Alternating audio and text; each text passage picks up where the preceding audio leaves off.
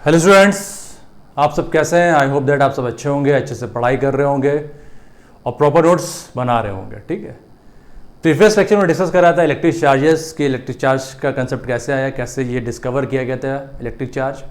आज हम डिस्कस करेंगे इलेक्ट्रिक फील्ड्स। ठीक है, तो आज हम टॉपिक जो कवर करेंगे, पहला टॉपिक हम कवर करेंगे इलेक्ट्रिक फील्ड। ये क्या होता है, चलिए देखते हैं। Let's see. मैंने आपसे कहा मेरे पास एक पार्टिकल है और इस पे चार्ज सपोज हमने प्लस क्यू रख दिया। क्या रख दिया? Plus Q charge. इस पे चार्ज क्या है? प्लस क्यू है। फिर हमने क्या करा कि एक चार्ज मेरा यहां मैंने रखा, या यहां पर मैं एक चार्ज लेके आया। मैंने कहा ये टेस्ट चार्ज है, पॉजिटिव टेस्ट चार्ज है मेरा, मैं लेके आया। तो ये मैंने ये ऑब्जर्वेशन किया, ये ऑब्जर्वेशन दिखा गया कि जब मैं ये चार्ज पास ला रहा था तो इसके बीच में एक फोर्स लगा। वो फोर्स आपका रिपल्सिव भी हो सकता है और अट्रैक्टिव भी हो सकता है, बट इस केस में क्या है, क्योंकि ये भी पॉजिटिव है और ये आपका पॉजिटिव यूनिट टेस्ट चार्ज है, तो इनके बीच में क्या हुआ? रिपल्शन हुआ। अब ऐसा क्यों हुआ?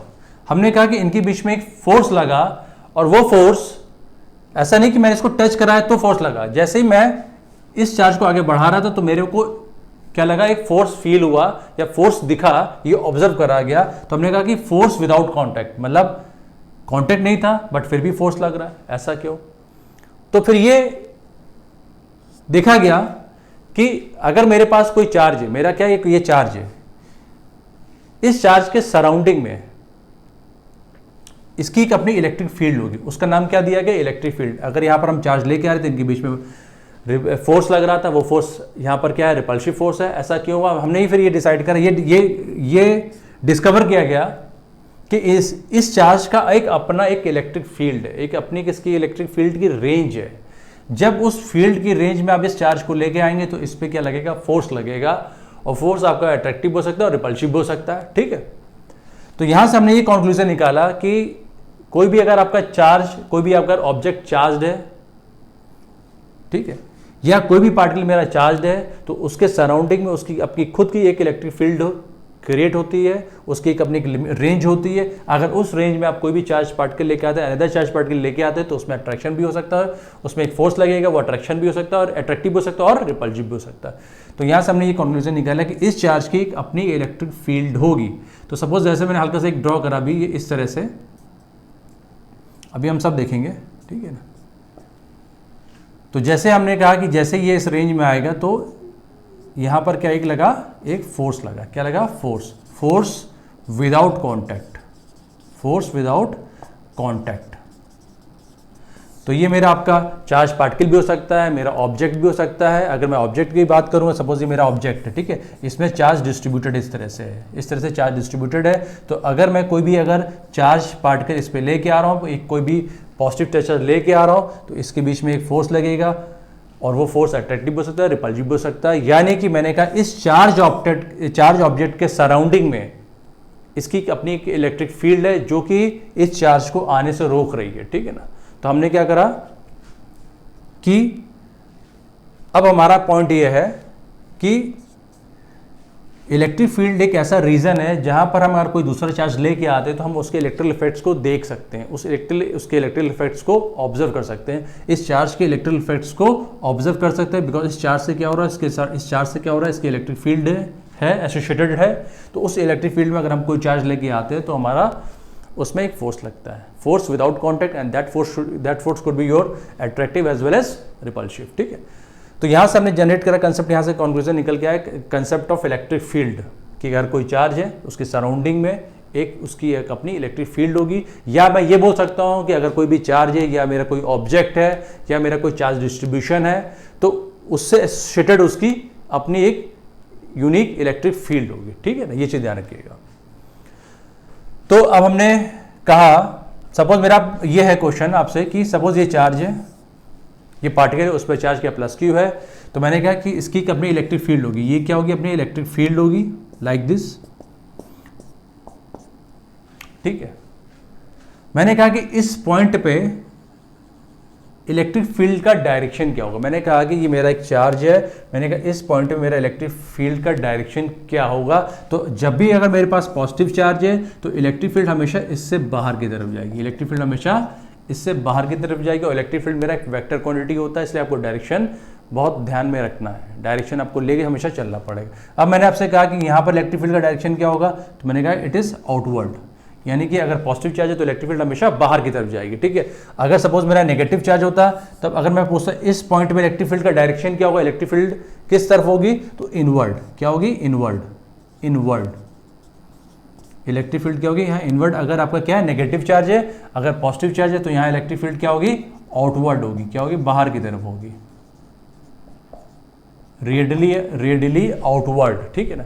अच्छा, ये जो मैं ड्रॉ कर रहा हूँ, ये इसे अभी हम लोग आगे डिस्कस करेंगे, इसे बोलते हैं इलेक्ट्रिक फील्ड लाइंस। क्या है, इलेक्ट्रिक फील्ड लाइंस, या हम इसे बोल सकते हैं लाइन ऑफ फोर्स, ठीक है ना।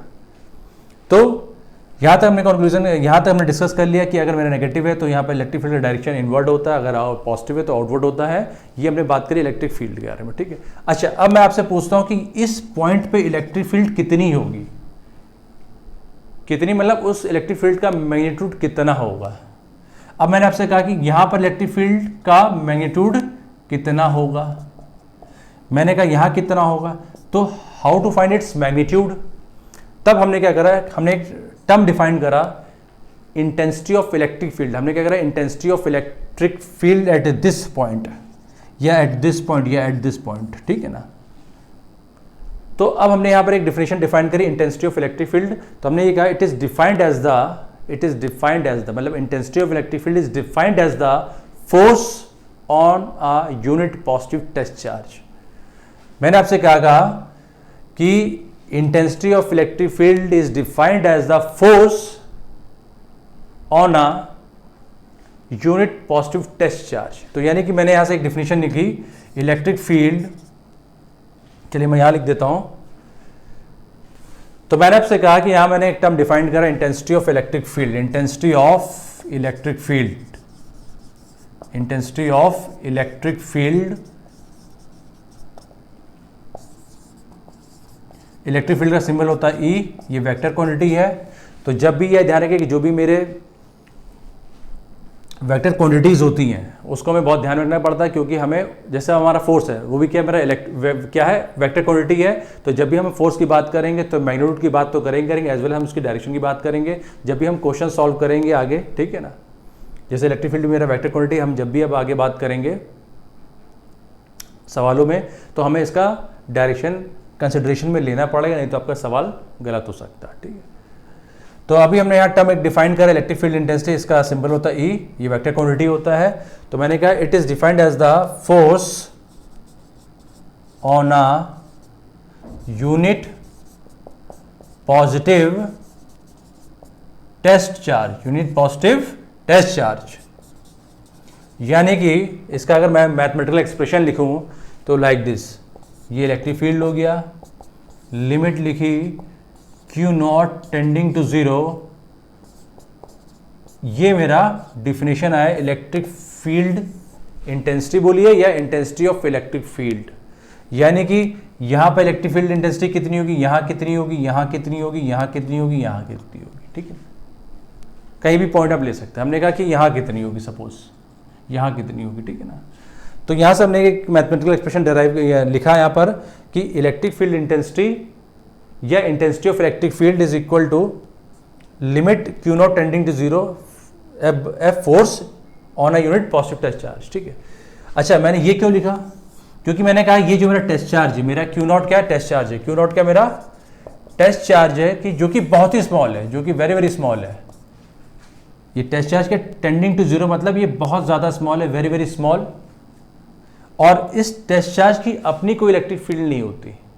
हम ये मान के चलते हैं कि इस टेस्ट चार्ज की अपनी कोई खुद की इलेक्ट्रिक फील्ड नहीं होती। हाँ, ये ध्यान रखिएगा, अगर मेरा ये टेस्ट चार्ज है, इस पे डिफरेंट फोर्सेस ये फील कर सकता है या डिफरेंट इलेक्ट्रिक फील्ड्स फील कर सकता है, ठीक है ना।